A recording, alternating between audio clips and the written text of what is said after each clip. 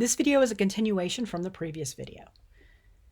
So faculty expectations of students, it's important that you understand now what is expected from you in order for you to be successful. We want you to be successful. And I mean, I want to just restate that.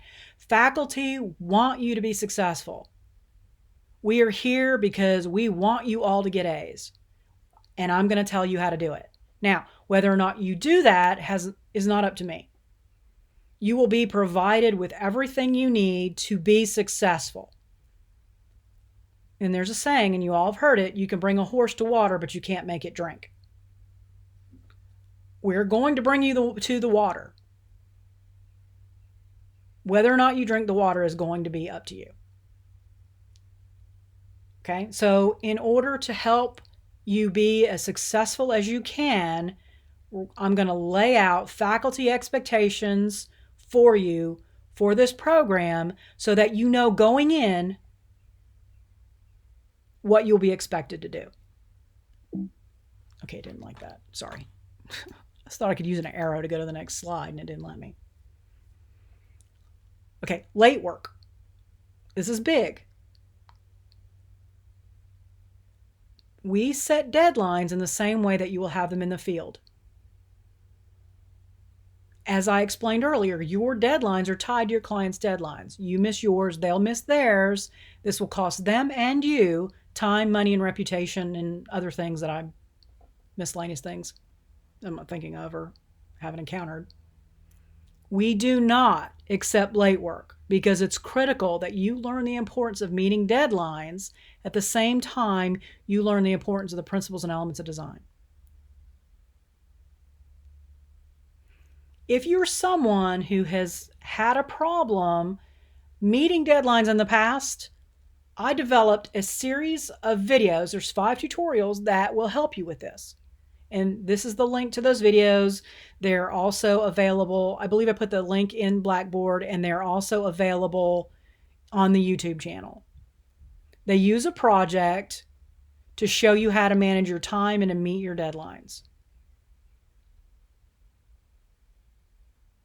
And essentially what they say is you have to define the work, create checklists, break it down into chunks, create checklists,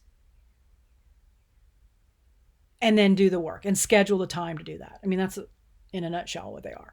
This one breaks down a project. It literally takes a design project. It's for a photography class that I teach, but it shows you how to break it down, how to use it. Students who have done this, who have applied this, have said it's helpful.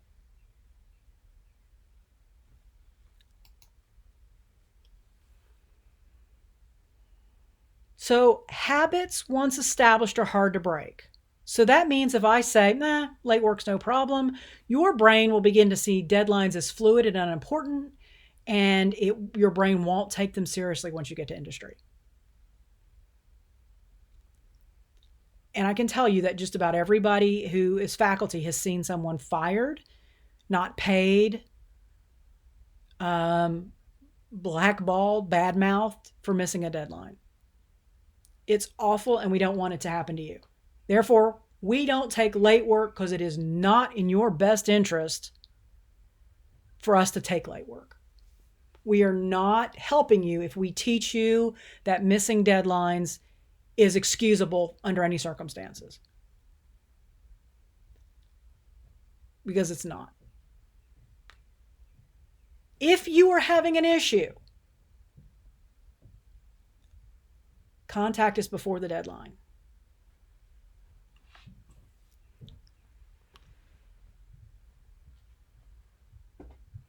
It's our responsibility to teach you the importance of deadlines by assigning consequences to missing them. And the reality is, if you're doing what you're supposed to be doing and something tragic happens and you miss a deadline,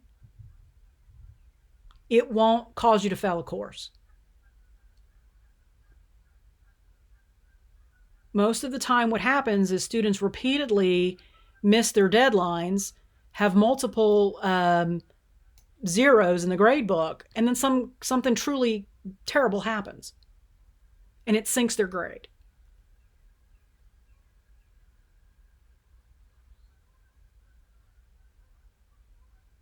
Also, if you're working on an assignment and something happens, turn in what you have.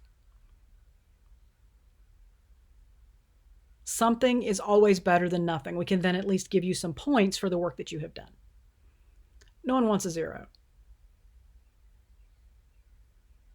But I assure you'd rather have a 0 than losing your job.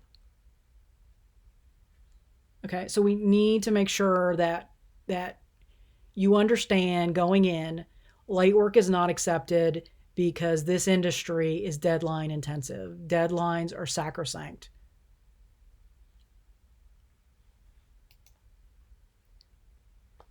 And then here's just some more advice for how to avoid missing your deadlines. And I've said this one before, I'll say it again. Get started as soon as you can. Your unconscious brain is going to start processing the data immediately. Even if you're not consciously thinking about it, your unconscious brain is. If you wait till the last minute, you will have lost this time and then won't do a very good job on the assignment or complete it. And then just the truth of the matter is, the more time you're spending on your project, the better it will be, just because you're investing effort into it. Also, now you'll be learning information that you can apply forward and that you're expected to apply forward. Schedule dedicated time to work on your assignments. Break things up into chunks. Frequent repetition of material, also known as practice, is the key to learning it. When I was teaching live classes only, I would say to my students every day, what is the key to learning what we just covered in this class? And, after a while they'd go, practice. I'm like, all right, cool. Y'all do hear me. But, it just kind of got to be a running joke after a while, because the more proficient you are, the more skillful you can apply that material, the better you get.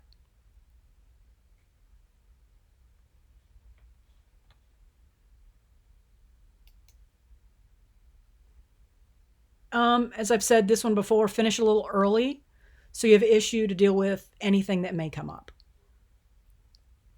You're more likely to make mistakes when you are rushed to meet a deadline.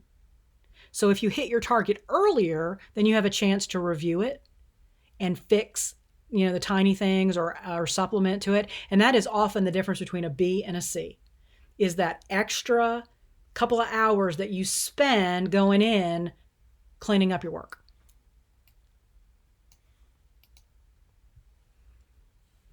Make sure you're reading the assignment or the project brief very thoroughly. I have seen students not do that, and then they leave something out or turn in the wrong thing. And here's why this is an issue. If your client says, I want my house to be 2 stories, and you somehow miss that and design something that's 1 story, when you meet with them, they're going to be upset. Also, if you send your client a drawing file and they don't have that software and they can't open it, what are they going to do with this? It's the same thing as missing the deadline. So you want to make sure that you're submitting what the client has asked for in the right format by the deadline. Those things are non-negotiable. You have a lot of latitude on a lot of things, but you read that project brief, knowing your target at all times. Make sure that you're not missing points or leaving points on the table.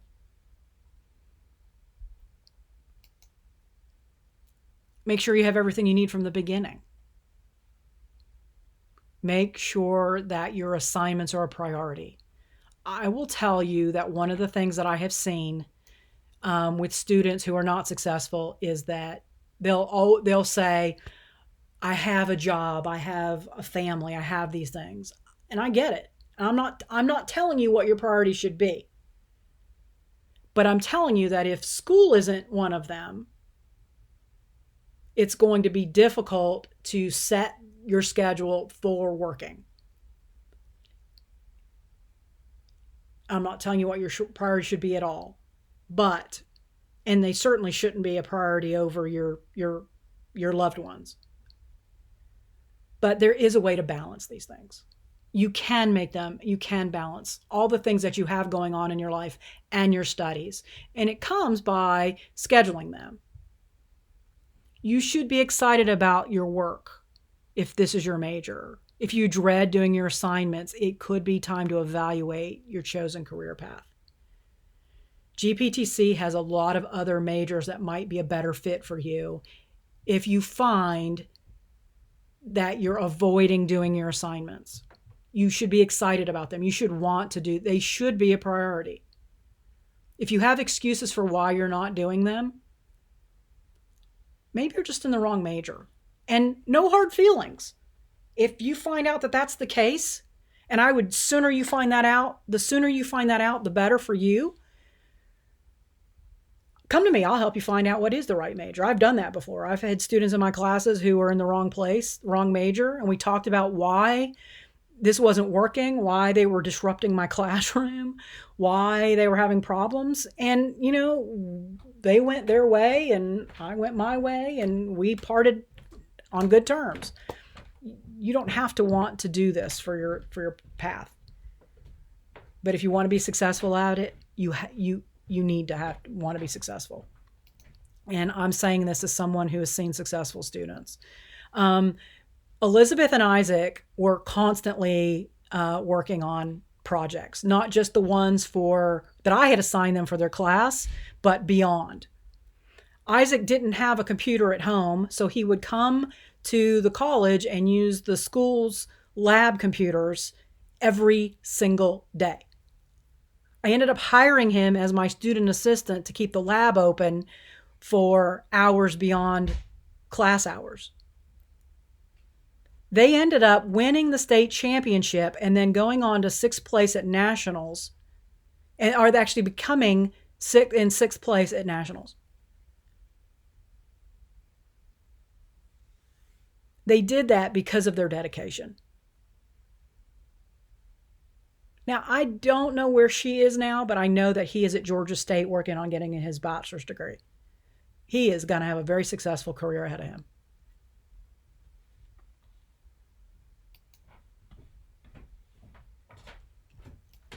Okay, I am going to stop this here and continue in the next video.